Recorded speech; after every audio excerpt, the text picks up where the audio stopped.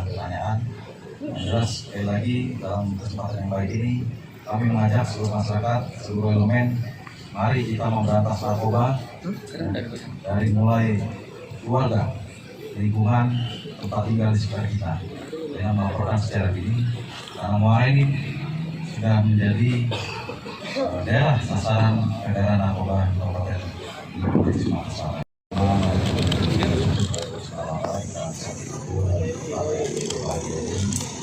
Setelah dijamin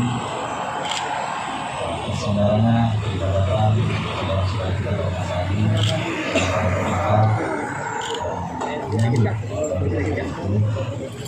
kami berkesempatan melakukan rilis ungkap hasil kasus lalu hari Kamis kami berhasil melakukan transaksi narkoba jenis ekstasi sebanyak 100 butir di wilayah Kecamatan Muara Enim.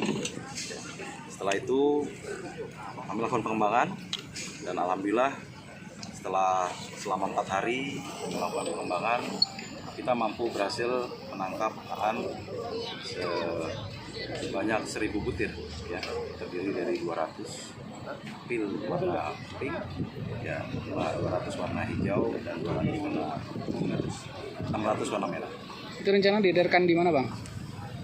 Masih dalam pengembangan kami memang indikasi kami 1100 butir ekstasi ini akan digunakan pada malam pergantian tahun, pesta tahun baru di wilayah Kabupaten Muara Enim, ya, tepatnya di Kecamatan Kota, Kecamatan Tanjung Agung, dan Kecamatan Enim.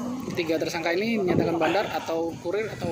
Ya, ada yang 1 bandar, ada 1 yang kurir. Bandar itu siapa? Yang 1000 butir. Oh, 1000 butir. Ya. Itu yang sabu-sabu tadi?